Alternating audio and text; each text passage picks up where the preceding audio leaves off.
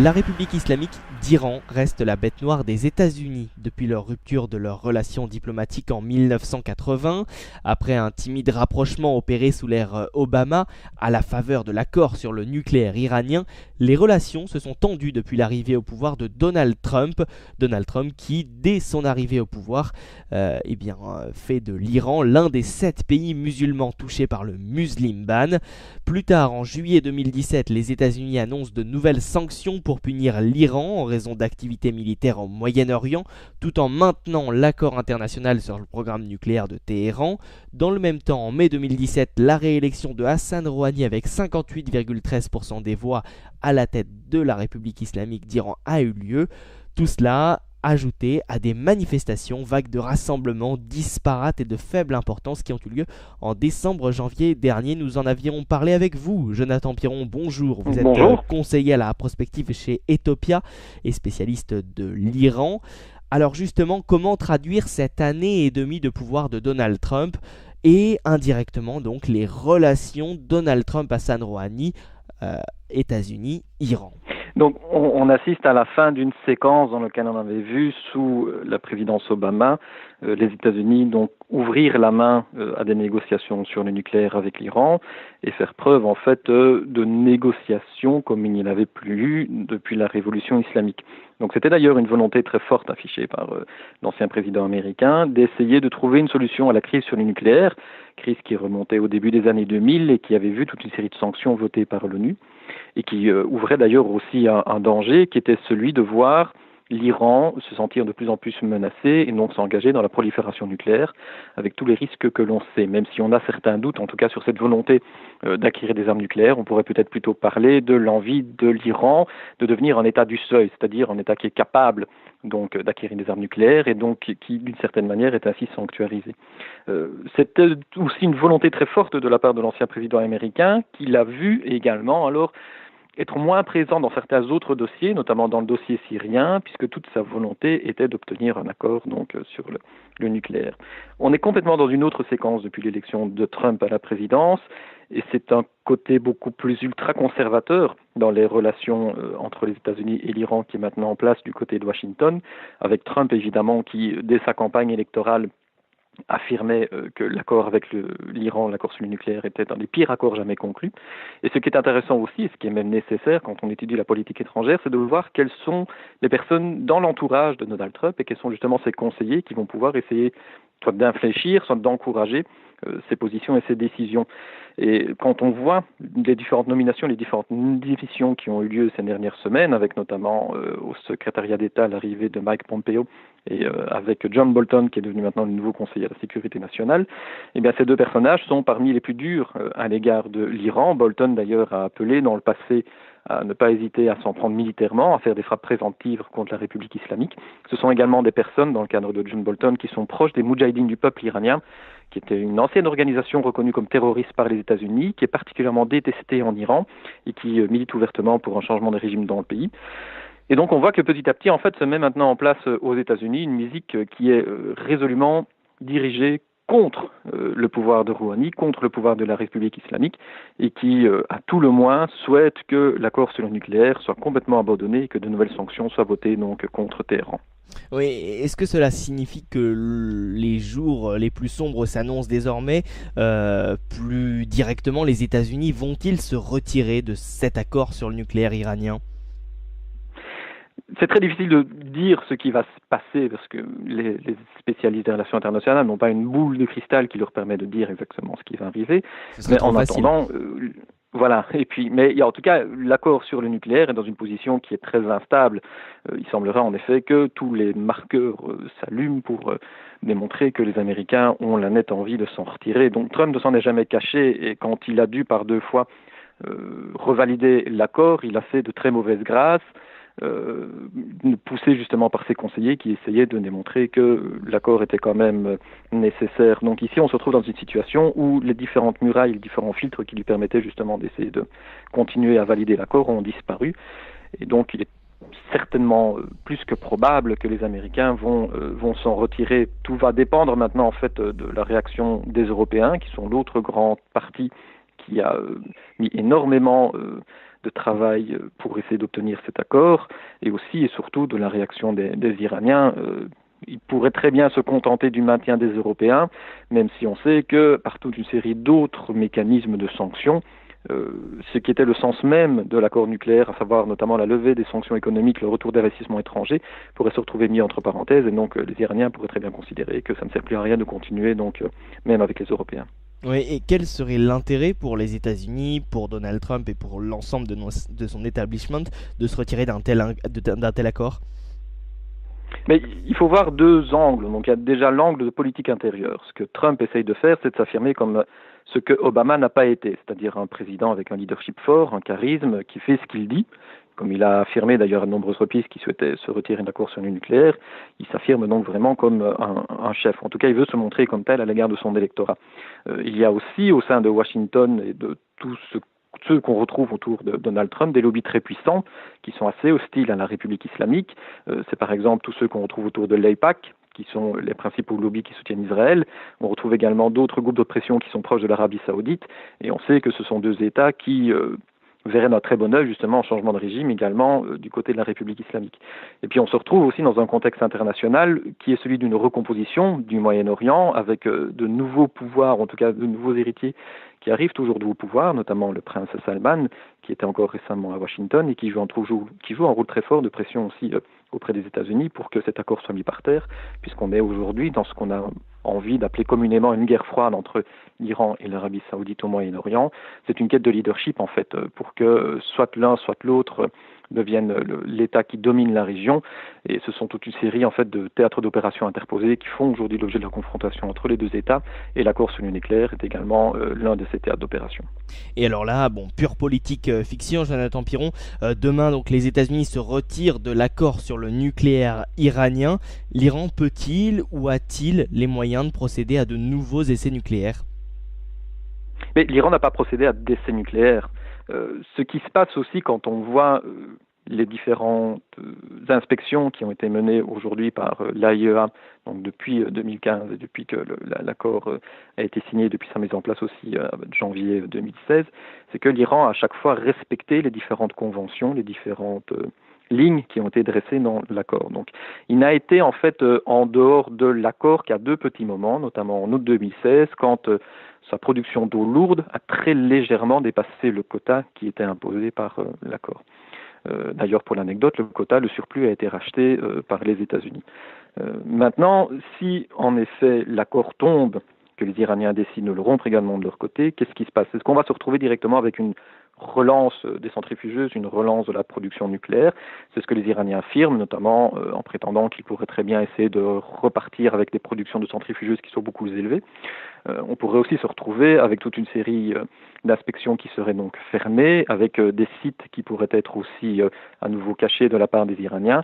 Il faut se rendre compte aussi que c'est une situation qui mettrait en très grande difficulté le président Rouhani, puisque les ultra-conservateurs n'auraient de cesse alors de dire que mais regardez, vous avez voulu négocier avec l'Occident, vous n'y êtes pas parvenu, ce sont encore une fois des ennemis, nous vous l'avons bien dit, nous devons revenir à une politique plus forte qui est celle d'une politique de la résistance contre l'Occident. C'est un discours qui est très fort, notamment du côté des ultra-conservateurs en Iran et qui insiste un peu sur cette vision du complot, sur cette haine de l'Occident qui sert leur discours.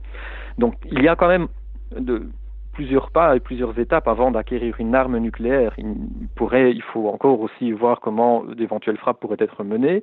On est beaucoup dans la politique fiction. Donc l'Iran ne va pas du jour au lendemain pouvoir produire une arme nucléaire. Ça dépend aussi énormément de techniques à acquérir et aussi d'une volonté claire de dépasser ce qu'on appelle le seuil nucléaire pour devenir véritablement un État qui dispose de l'arme nucléaire. Donc ça, il faudra certainement compter encore avec plusieurs mois, voire des années, si l'Iran décide de s'y lancer pour y parvenir. Mais en tout cas, ce qui est certain, c'est qu'on se retrouve dans une nouvelle zone d'instabilité régionale. C'est un foyer, un conflit supplémentaire qui arriverait donc dans cette région qui est déjà particulièrement déstabilisée.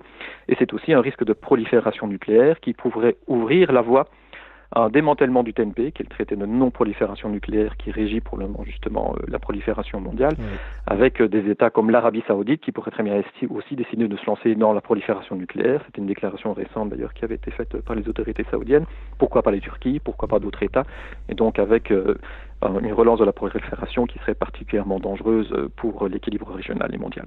En tout cas, pour Hassan Rouhani, si les États-Unis violent cet accord, ils le regretteront. C'est ce qu'il a déclaré lundi 9 avril à l'occasion de la journée nationale de la technologie nucléaire dans le pays. En effet, donc ça c'est aussi un discours de politique intérieure.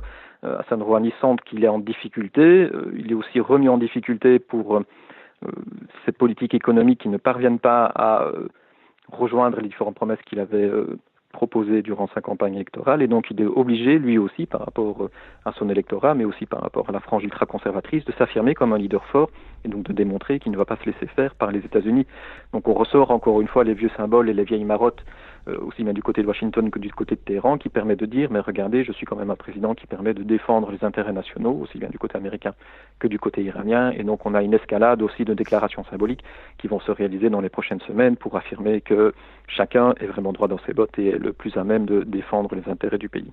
Et alors justement, voilà, on parle beaucoup de la stratégie américaine, mais quid, Jonathan Piron, de cette fameuse stratégie iranienne? Y a-t-il une volonté expansionniste, anti-américanisme primaire ou aventurisme antisioniste dans les stratégies iraniennes?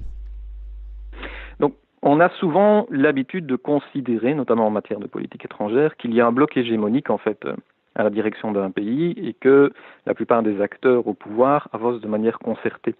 Or, ce qui est important, c'est de voir en fait quels sont les groupes qui sont en place et comment ces groupes vont s'influencer réciproquement pour essayer d'influencer les décisions à prendre. Dans le cadre de l'Iran, il y a notamment plusieurs sources qui ont été écrites, notamment de la main du président actuel Rouhani, qui nous montrent en fait que les différentes décisions politiques étrangères se font souvent par consensus et avec un consensus par le bas, et qu'il y a toute une série d'arbitrages qui se font en coulisses, avec également des jeux d'influence qui parfois amènent la République islamique à prendre des décisions qui sont dans des directions opposées que celles auxquelles on est parfois habitué de l'entendre. Donc la politique étrangère de l'Iran est avant tout celle qu'on pourrait reconnaître autour d'une volonté de défendre ses frontières et d'essayer justement de déplacer cette frontière de plus en plus loin. D'avoir donc une politique de voisinage dans laquelle il va essayer de jouer un rôle parfois déstabilisateur, notamment on le voit en Syrie, on le voit en Irak, mais pour essayer justement de repousser la menace le plus loin possible de ses frontières. Ce qui reste très important dans la manière dont la politique étrangère de l'Iran s'écrit, notamment à l'intérieur du pays, c'est ce qu'on appelle la défense sacrée, et qui se retrouve notamment à partir des concepts liés à la guerre avec l'Irak dans les années 80, qui est toujours ressenti en fait comme étant la principale menace, l'exemple même des menaces auxquelles l'Iran est confronté aujourd'hui. Donc l'Iran cherche non seulement à récupérer son pôle de puissance régionale telle qu'il existe avant 1979. Il y a quand même des éléments déterministes qu'on retrouve donc depuis plusieurs décennies dans le cadre des décisions prises par les politiques étrangères iraniennes. Mais il y a aussi cette volonté de repousser au plus loin les menaces, parce que l'Iran se considère, en tout cas les défenseurs du régime de la République islamique se considèrent comme menacés. Et donc ce qu'ils souhaitent avant tout, c'est d'acquérir notamment les moyens pour assurer leur défense, que ce soit avec des missiles balistiques, mais aussi, encore une fois, d'essayer de repousser au plus loin la menace pour éviter donc de se faire envahir, que ce soit par les États-Unis ou par l'Arabie saoudite. Alors, Jonathan Piron, Hassan Rouhani a donc été réélu en mai dernier pour un nouveau mandat avec une majorité, une bonne majorité même. Quel est son premier bilan? Quel bilan tirer de cette première année du second mandat d'Hassan Rouhani? Elle est assez difficile puisqu'on a vu notamment avec les différentes manifestations de décembre et janvier dernier que les questions économiques et sociales occupent encore une fois le devant de la scène. Et d'ailleurs, les derniers jours ont encore été difficiles pour Hassan Rouhani d'un point de vue économique. C'est que le rial est en train de perdre de plus en plus de poids face au dollar et que l'économie ne se relance pas, même si l'inflation reste stable. Donc la question du chômage reste très importante. Et la question aussi de la place des jeunes, de leur avenir, reste aussi quelque chose qui traverse la société iranienne aujourd'hui, qui est plus fragmentée, plus fracturée qu'on ne le croit d'un point de vue extérieur. Donc ce bilan est très fortement en demi-teinte.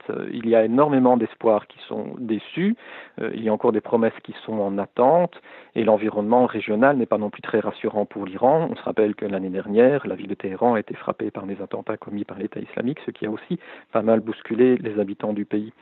Donc il y a une espèce en fait d'incertitude sur l'avenir qui est vécu aujourd'hui par la société iranienne, avenir par rapport à ce qui va arriver de l'extérieur, donc les menaces, mais aussi par rapport ce qui va arriver de l'intérieur. Donc la République islamique qui va fêter l'année prochaine son 40e anniversaire se retrouve en fait dans une situation un peu instable. Elle s'interroge beaucoup justement sur la manière dont la population va évoluer, donc les réponses aussi aux attentes économiques, sociales, politiques et culturelles vont être résolues. Et donc on se retrouve en fait dans une période d'un Iran incertain, dont énormément de scénarios peuvent se dessiner donc, dans les mois à venir, dans les années à venir par rapport à son avenir, mais dont on n'a pas vraiment encore de certitude quant à la manière dont la société iranienne va évoluer. Oui, le grand ennemi de la région, c'est bien sûr l'Arabie Saoudite qui a donc levé son plan 2030 soutenu par Mohammed Ben Salman, le prince héritier, qui était d'ailleurs cette semaine en visite à Paris. Où voyez-vous l'Iran à horizon 2030 ? Mais l'Iran, à moyen et à long terme, va être confronté à des défis qui vont être des défis physiques et des défis naturels, liés notamment à la question du réchauffement climatique et aussi à toute une série d'épuisements des ressources naturelles, par exemple les ressources en eau, qui sont en train de causer de plus en plus de problèmes, aussi bien à l'État qu'au pays. Par exemple, il y a dans certaines régions près de l'Afghanistan, mais également près de la frontière avec le Pakistan, je pense aussi en Beloutchistan, des villages qui pour le moment sont abandonnés parce que les ressources en eau se sont taries et donc les agriculteurs n'ont d'autre choix en fait que de migrer vers des villes moyennes pour essayer de trouver donc des moyens de subsistance, que ce soit un travail ou que ce soit des services publics. Et donc à l'horizon 2030, différents experts iraniens, d'ailleurs différentes universités, tablent que les phénomènes migratoires vont augmenter si rien n'est fait. Et que d'ailleurs d'ici la fin du siècle, ce serait à peu près 70 voire 75% de la population iranienne qui serait obligée d'entamer également cette migration vers des villes moyennes. Donc la menace principale en fait à cet horizon, c'est comment est-ce que ces différentes tensions sur les ressources vont être résolues.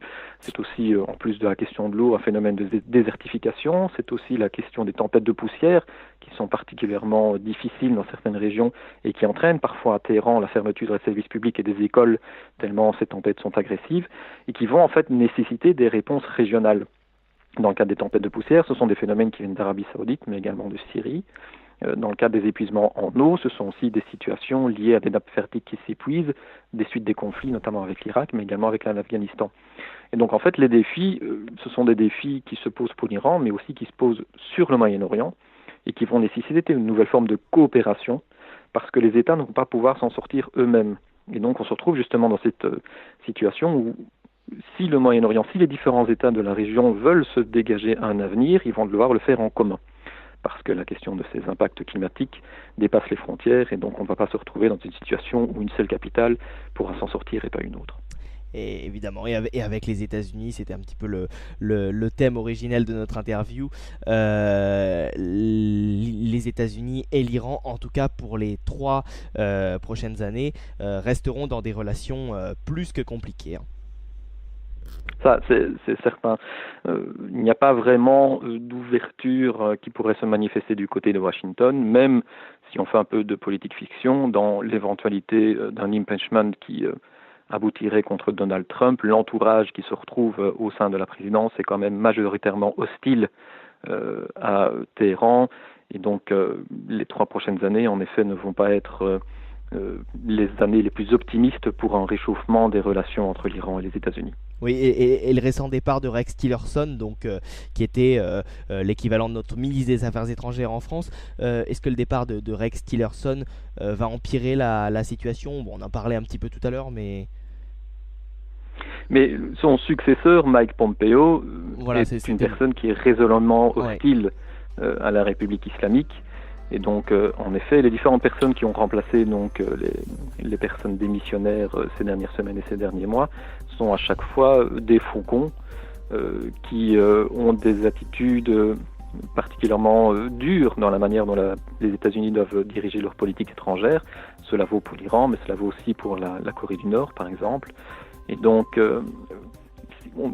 l'optimisme n'est pas de rigueur pour le moment, même si, encore une fois, la manière dont une politique étrangère se décide se définit à partir de toute une série de pressions et de jeux d'acteurs qui se font parfois en coulisses et qui parviennent parfois à se neutraliser les uns les autres et aboutir donc à une situation bon an mal an de statu quo.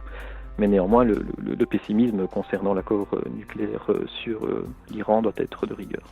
Merci beaucoup Jonathan Piron d'avoir répondu à nos questions. Merci à vous. Historien, politologue, spécialiste donc du Moyen-Orient et de l'Iran. Et on peut vous lire sur le site internet d'Etopia, etopia.be.